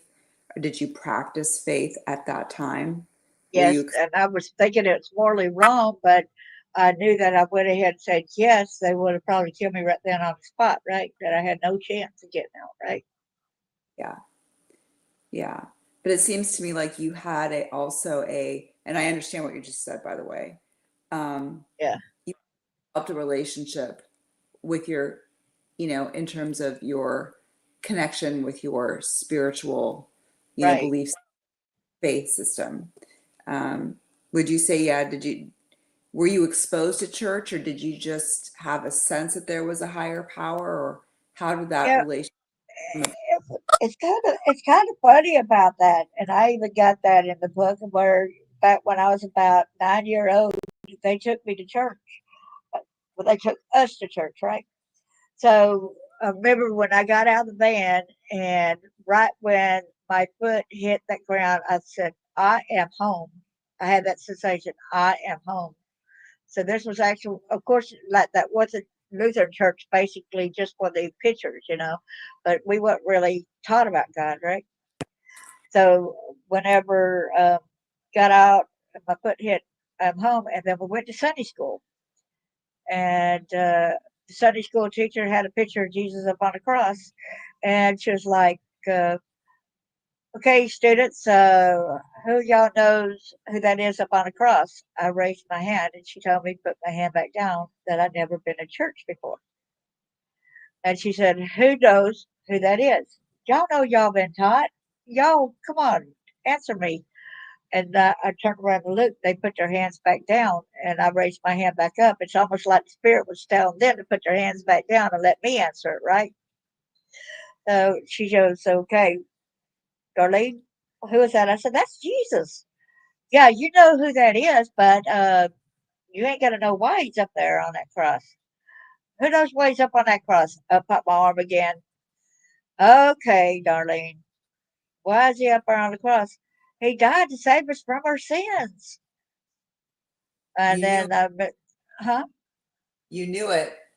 Yeah, because he kept showing up for me and embracing me. Because at times when, like, my daddy not be knocking me out, and I seen angel wings engulf me and surround me, and the next thing I know, I'm waking up in bed, and I really think that my great aunt, she had to be a God herself, because even though her son was bad and did that to me, it's like she lived about a good 5 miles away, which take an older person a lot longer to get to us. But she ran all the way to our house, and she had a sign for God that I needed taken care of.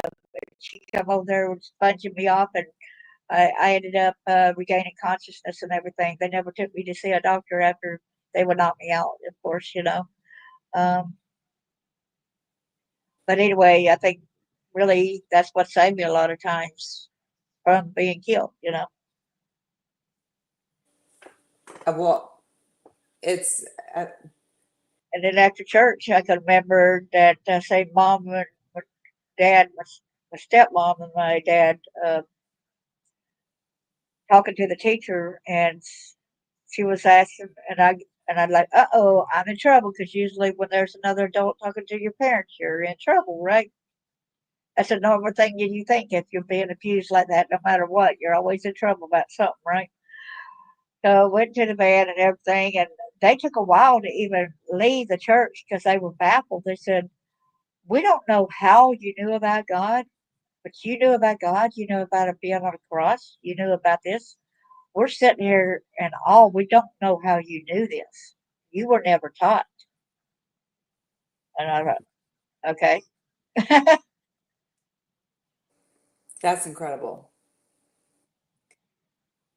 But So it does, really, when I heard that song by John Michael Montgomery, "The Little Girl," it kind of reminded me of. meet, I know that man up there on the cross, I know him, but I wasn't behind a couch. And my story wasn't like that girl in the little song, but it's abusive, but it's not the same portrayals and that. And then sometimes I wonder if that song was written because of me, you know what I'm saying? Exactly. I know what you're saying. And, it's a good thing to put out there because it opens up the dialogue. How many is it? And it may have been written for you and aligned exactly with your experience, or See, it they opens, wouldn't know about the other experiences. That's why they could have added the other to that. yeah.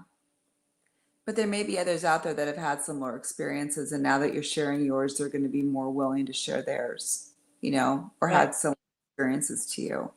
I mean, we know that that's what, part of the bravery of you coming on and telling your story is all about is that it gives other people permission to, you know, get the courage to speak and tell their stories and draw Yeah. their own. And see, then later on, of course, there was other things that happened, which I did not know till I started therapy. And it's after I had a hysterectomy, and the doctor seen.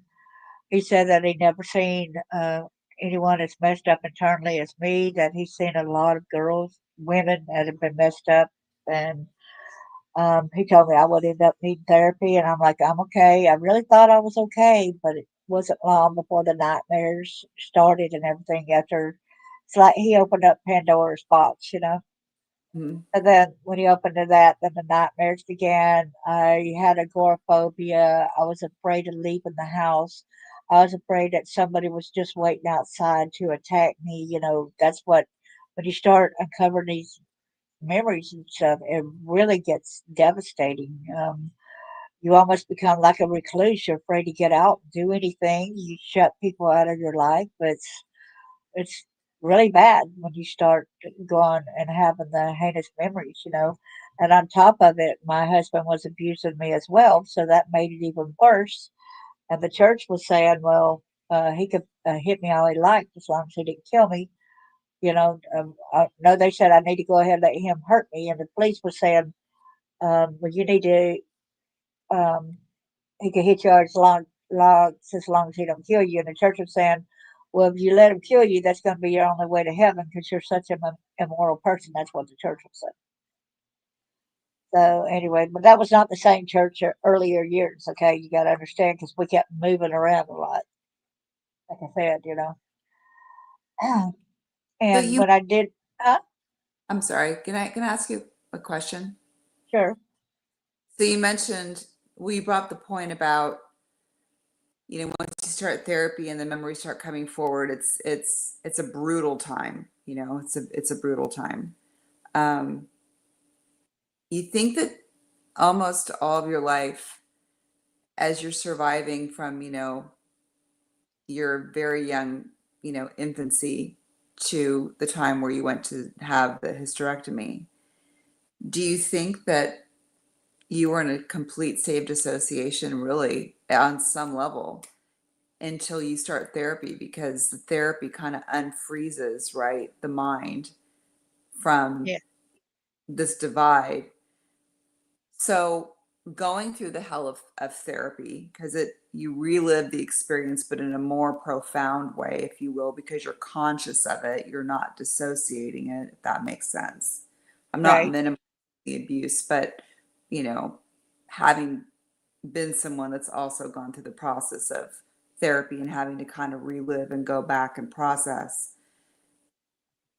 it was worth it, wasn't it? To still go That's through. Yeah. especially when you go and you find a therapist that is really good that believes you. The very first therapist I had, the elder, because we didn't have insurance at the time for mental, because that psychological, because they were saying that that's just something that's wanted and not necessary for people. It's they're looking at it like if you had um, your Botox or whatever. They're looking at it as something that's just wanted and not something that's needed. Right. And so when I started therapy, it was actually they trusted a guy that should not have been trusted. And I would meet in his house, and he would actually lock the door behind him. He was afraid his wife would come in, and I would just stare at the clock the whole time. I didn't trust him. It's going to take me a while to trust to start talking, you know. I didn't know what happened to me if I did start talking, you know. And but then he wanted to wrestle, and he wrestled me to the floor, and he laid on top of my body, and I said, "Get off of me, get off of me." And he said, "Well, you got to let an old man rest, you know, wouldn't get his head off my breast." It really angered me and scared me. And he had told my husband and the elder that he was going to have to do unconventional therapy on me. So he was allowed to do that. He was allowed to make me sit in his lap. You know, he had the door locked, would not let me. He had the key hidden, so I could not get to the key until he unlocked the door. So I was basically in the same kind of predicament if you ask me. But before I left, I had to sit in his lap. Um, he would ask me what took place in therapy, and I would tell him, and he would say, "No, this is what happened," you know. So I had to say what he said happened, not what my viewpoint on what happened, right? And so, and I would get off his lap and notice that he had a semen place, you know. So he got excited, you know. And I stopped seeing him after he got to where I did a hypnotherapy session where I said, "Well, I'm going to snap out of it if he touches me inappropriately," and he did. He put his hand on my breast, and I snapped out of it, and I didn't go back to see him ever again after that. So I started later on. It was able to Blue Cross Blue Shield started approving psychiatrists and stuff. So then I was able to start getting that kind of care from a respected. And I'm glad you found a better person. I mean, that person should not be practicing. That gentleman should not be practicing. That is And terrible. later on, I found out that he ended up his son died, and he ended up essaying his only granddaughter too. Hmm. But later on, you know, I could remember when I was pregnant with my first child, when my marriage and cops came up. I mean, at that I had to go to health department because I was not married long enough, like the full year before he became insured. So I had to use what money I had from my dad's death that had finally cleared up to where um, I got some of the money out of that. I think that's why they wanted me dead, you know, so I wouldn't be able to claim part of the inheritance. But when I went to the doctor's office, they said, "You had a baby before. What did you do with it?" I thought they were absolutely out of their minds, right? So they called the police, and the police came, and the police questioned me. I did not remember having a baby before. It's amazing what the mind will remember and not remember, right? So I had to call my husband at work, and he came and got me and said, "I don't know about a baby before a baby either." But while seeing this psychiatrist and all, um, I remembered about the baby and all. It was horrible. So I want to say that one visit with him, my world seemed to turn upside down. I could not believe the flashes of memory, devastated. It's not even close to what I was feeling. I was seeing Sue hold me down. So sometimes I have to read this because sometimes my focal point might go away, you know, these splotches, and I don't want that to happen. So that's why I'm doing that, reading part of it. Part of my body was in the living room, while my upper part of the was in the dining room. Sue firmly held my arms down while her son Bart raped me. It proceeded to another flash in which I was outside as Sue was building a huge bonfire. That was normal in the South, so I thought nothing of it until I saw the tires in and around the ready to light fire. So this is some time in between, okay, from the rape to that, okay. Uh, So I asked, why are tires in the fire? Why so many? Sue replied, so the fire would continue to burn. Innocently, I did not understand why she would want a fire burning straight for days. I was afraid something was going to catch fire. Some small embers might blow with the wind and catch some of the 18 plus acres ablaze. Maybe someone kept a watch, I don't know. I had so many splotches. I cried, I don't feel so good. May I lay down? Dr. Cat replied, if you feel like it. I felt faint. Dr. Jack Kemp replied, small breaths. It's okay. Take your time. I want to warn y'all, trigger warning, okay? This is going to be hard to hear, okay? I'm giving y'all that warning. Thank you. You're welcome. All of a sudden, I had a burst of energy with a disbelief of a memory. I jumped up. I stated, oh no, this isn't right. Why? Why? I sobbed uncontrollably as I described to Dr. Jack, Dr. Kemp, and now you. My deepest nightmare, my greatest horror. I saw Mama Sue make me lie down on the floor. Always did as Mama Sue said. I was her robot. I feared her. Sue had a white metal coat hanger or the end of a fly swatter. I was naked on the kitchen floor and she was in between my legs. I do not remember giving birth, but I remember her handing me a baby boy as I was still lying on the floor. He and I bonded as he wrapped his tiny fingers around my index finger. Sue bent down and took him from my loving arms. I thought, where are you going with my baby? What are you going to do with him? Of course, I said nothing out of fear of Sue's retaliation. I watched her backside as she walked away. I was so worried about my baby. What is she going to do with him? Mama Sue made it to the kitchen counter to the right of the sink. I heard a door open, which I knew contained silverware. I did not expect to see what I was seeing. Sue! Mama Sue has a knife. Her arm reached upwards in a stabbing position. I saw the blade glistening in the light. Oh my God, please help me. No! I watched as the knife lowered down to the direction of my baby. Then another blackout. I do not know how I got my frail, weak child's body up, or for how long it took me to get up, but I made it to the side door, which was by the carport. I watched Sue as she had a blue baby blanket and something all bundled up. Is she throwing my baby on the fire after she stabs him? Why couldn't I protect my baby? I'm such a bad mom. Why didn't I remember this?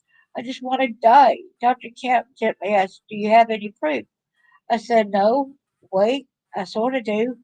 I'm so baffled. How could this happen? I told Dr. Kemp, I remember when I was pregnant with my first son while married. The nurse said I had a baby before. What did I do with it? I thought she was crazy. I thought I would remember I had a baby before. She even called the police, who went to the health department to question me. I told the police I did not have a baby for her. I called my husband to come and pick me up and tell the police I did not have a baby for her. Jeffrey left work to come and get me away from the situation as he didn't know about a baby either. Dr. Jack Kemp replied, there's your proof. A doctor knows if a woman has had a baby before. I won't call the police since there's no birth certificate for him. However, you could go to jail if your stepmom denies it and puts the blame on you. It would be a she said. The baby won't get no justice. I will name him John Paul Clark after my deceased brother. Why did this happen? Why couldn't I protect my baby? It's all my fault. I want to die. I'm no good. I hate myself. Why? Why? Why? And then I went to where I tried to kept trying to kill myself after that memory.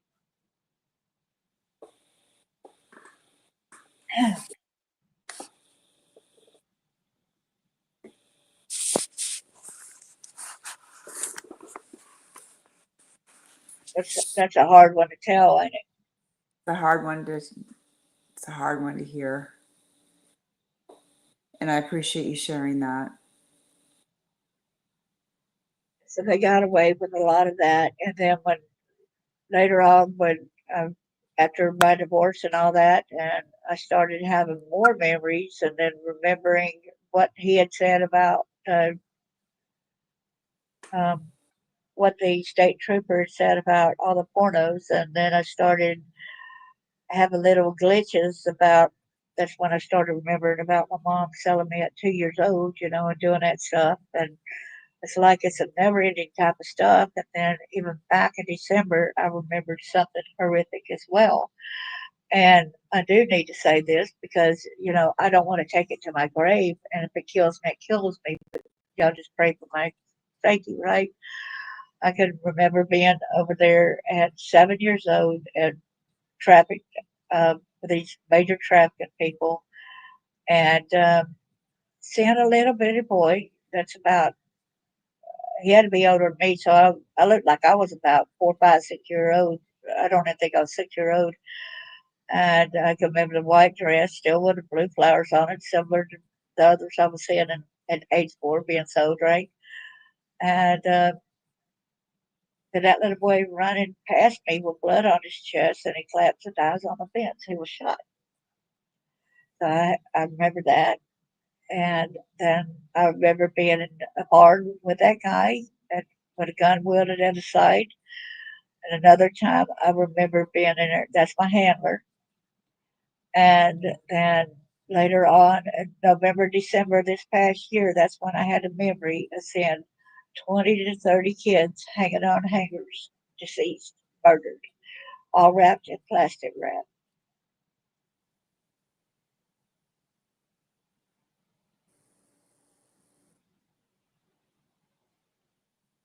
But y'all, this is real. Sex trafficking, child murder, child sacrifice. It's all real.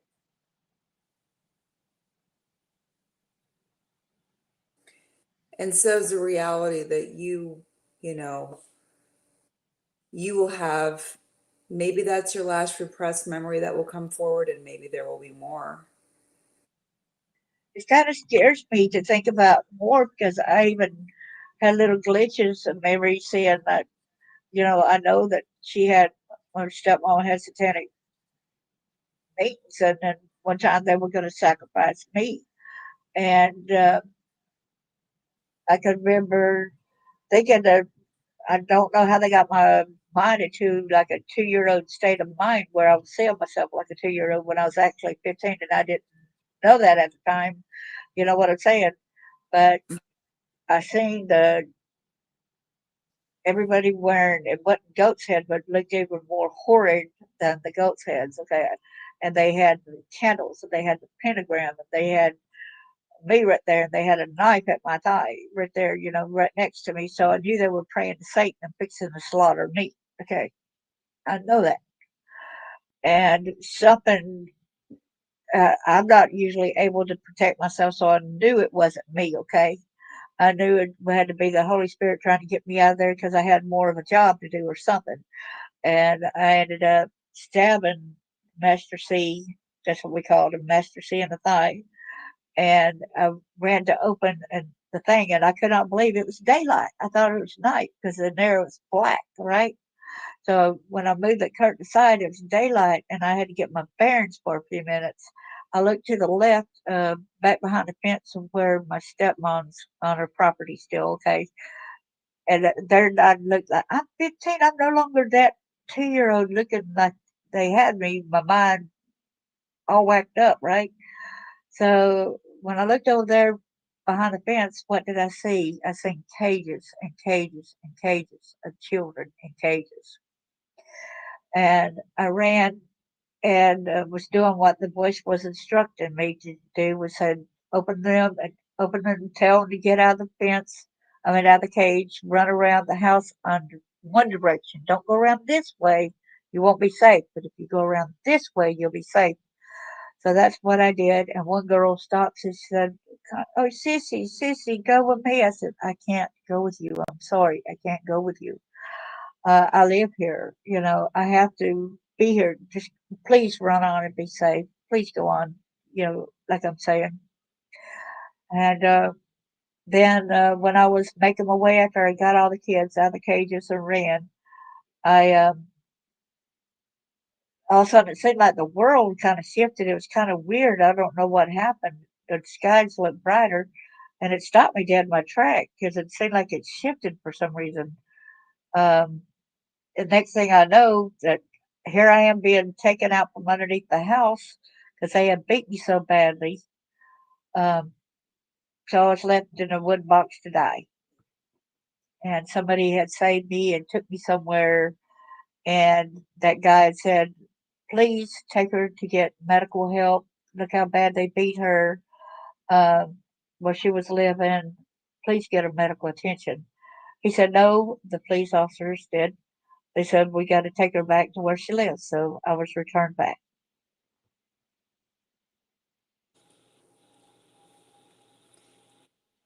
So you believe that the police were also involved in this?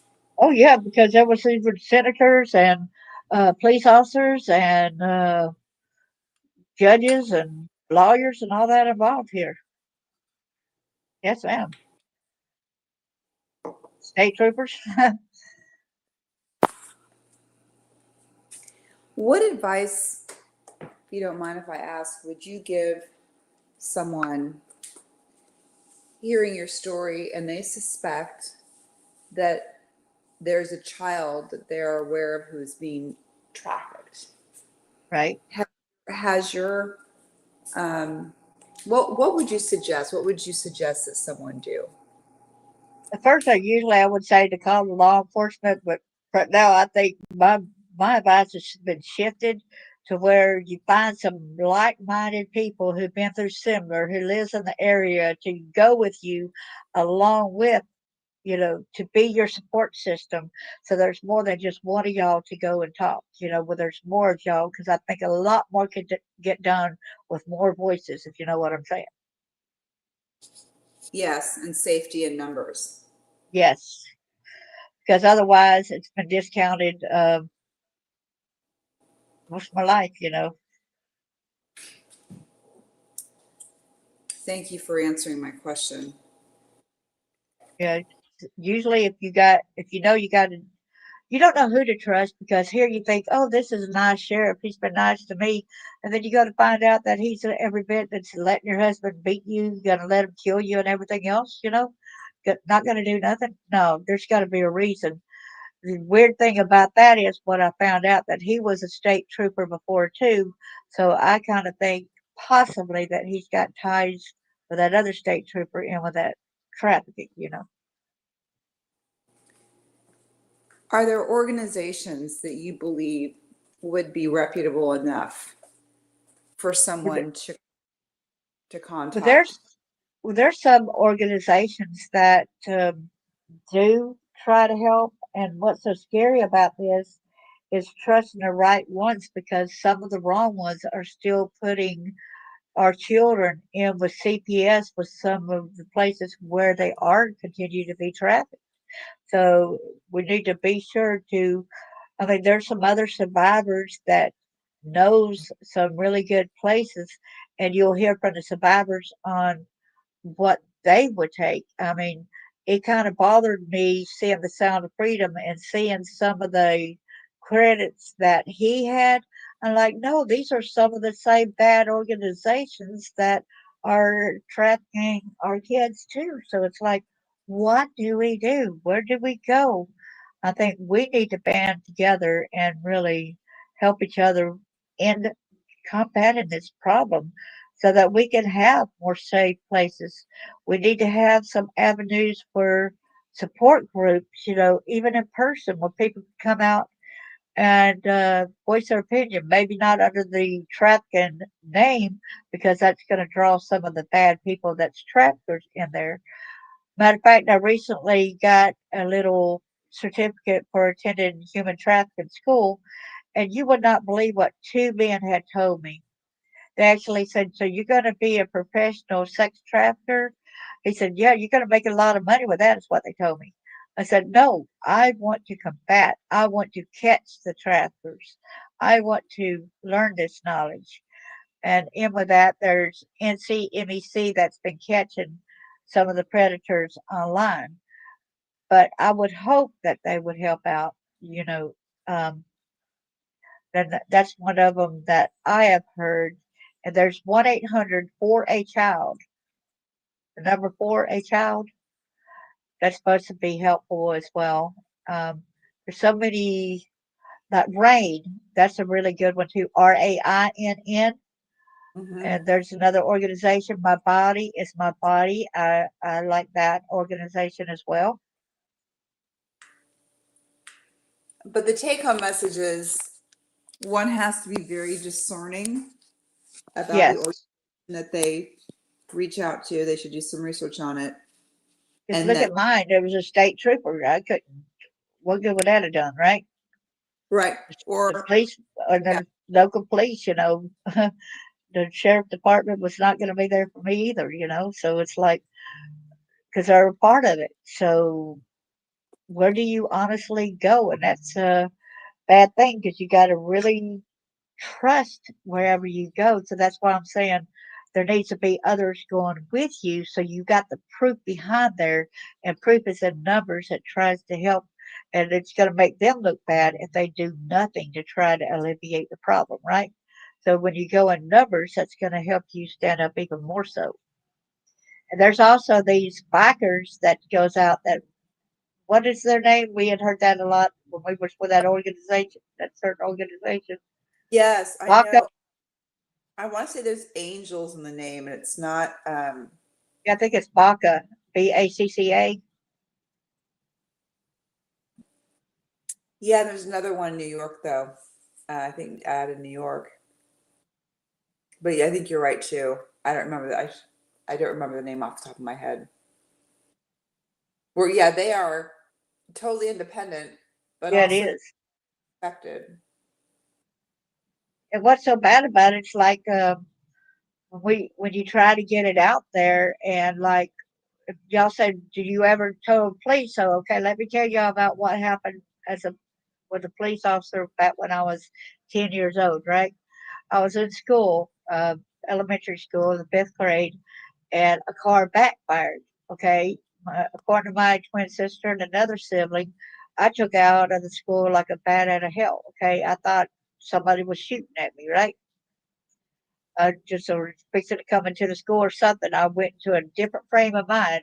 Where I had to flee. Right, so I took out like a bat out of hell. They had to call. They said this was not a one-time thing. I did it about 3 or 4 times. They said that they had to call the school bus drivers to go looking for me.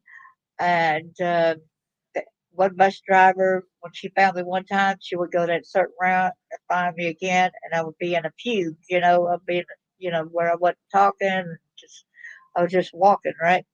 I just like staring straight ahead. I was in a different frame of mind, and I can remember one time coming out of that frame of mind, and I was going up the driveway with the police officer at home, right? And my siblings had told him that dad shot at me with a shotgun and would beat me, and that's why all these marks were all over my body, right? So when my daddy was there waiting, so evidently they had called my dad to come home from work and be there. And he said, told the police officer, no, all them marks is from when she fell into the blackberry bushes and stuff. I didn't use whoops on her. I didn't ever shoot at her. That officer looked at me and said, don't you ever, ever tell about your dad again. If we find out or hear about you telling on your dad again, we're going to do something to you. So, yeah, you're going to be afraid to tell. Of course you would Uh, be. Yeah, a Yeah, lot of bikers do fundraisers. You're right, Sandra. So it makes it hard, whenever you get threatened by the police that you better not ever mention it again or you're gonna be in trouble. I, exactly.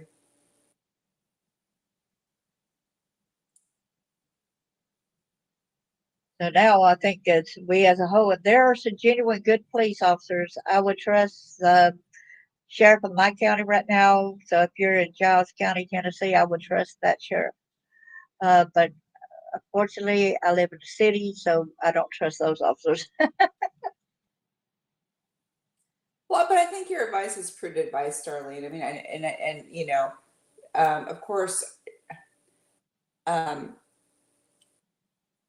we have all, you have been definitely um, exposed to some of the worst evils, even of our police and those who are supposed to serve and protect us, beyond our parents, but our public, you know, uh, servants. But I think that advice is prudent to research, vet organizations. There are organizations and entities that are truly helpful, and that it is wise to not do it alone.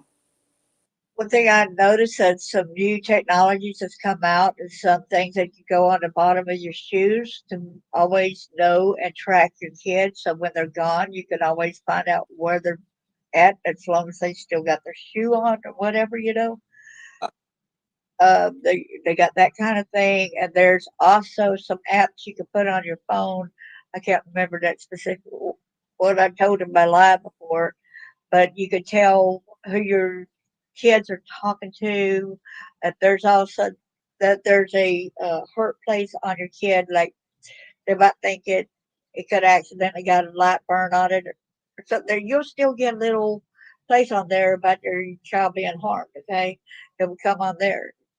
So I think that's pretty cool, and it would notify you if somebody tries to contact your child. I like all those little aspects. Y'all need to, as a parent, please be advised. If your kids say you're being too nosy on my cell phone, this is mine. You're invading my territory. No, we are protecting you. Okay, they might be angry, they might be hurt, but you know what? Their feelings can recover. When they become adult, they will appreciate the fact that you protected them as a child, and they will understand that fact about you going ahead and looking on their cell phones or their other things and making sure that they are in the utmost safety of all. That's the main point, is keeping our kids safe today. Absolutely. Absolutely. And you've got some good tips and tricks. It's just, it is hard with technology as well, because there's a lot of different ways for predators to get to children. Even with the programs for the schools, there's been some parent of people that ain't even going to that school, that's adults who's been infiltrating that app and then putting themselves as a child going to that school, and they're not, and they're able to go ahead and seem like they're going to that school and able to get to your kids when they're in their classrooms and seeing who's all in their classrooms, what days they're in, what periods it is, and so it's very volatile that you do keep a watch on your kids. If a stranger could actually download that app and be able to watch your kid online through that little thing, that app, and try to present themselves as a child, you know. I think that someone needs to write a book on all these different, apps and ways to protect your children. I know that there's Darkness to Light, which educates parents on stranger danger and things like that, and how to talk to your children about abuse and sexual abuse. But they're just, I think, this could be a full-time job for a career, with the way technology changes so fast. You know, Information and guidance for anyone really who wants to take a very active role on knowing how to protect their kids and keep up with that. Yeah, that's a But good idea. Maybe you need to write that book for us. I'll add it to my book list, right? So you're right. It's called BACA. This is an aside, Bikers Against Child Abuse, and the organization I was thinking of, they're called the Guardian Angels. Okay. I don't know if you've heard of the Guardian Angels, but Yeah. Yeah. yeah, so they're also a very highly respected, reputable group that has done a lot of good out in the community. They're mainly, oh, there's a number of chapters. They were originated on the East Coast, but anyway. Wow. So here's some crying in the background. That's not my child. That's my cat who apparently needs dinner. So sorry. Oh, that's okay. Well, There's I appreciate you coming in and interviewing me like this. Does anybody got any questions before we head out? Because I know that you need to go pretty soon. Penelope be on here sharing her story. Would y'all like that? Y'all support her. I'll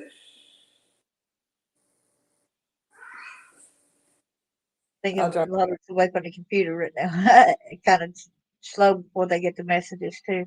Sandra said, yeah, she would like that. Thank you, Sandra.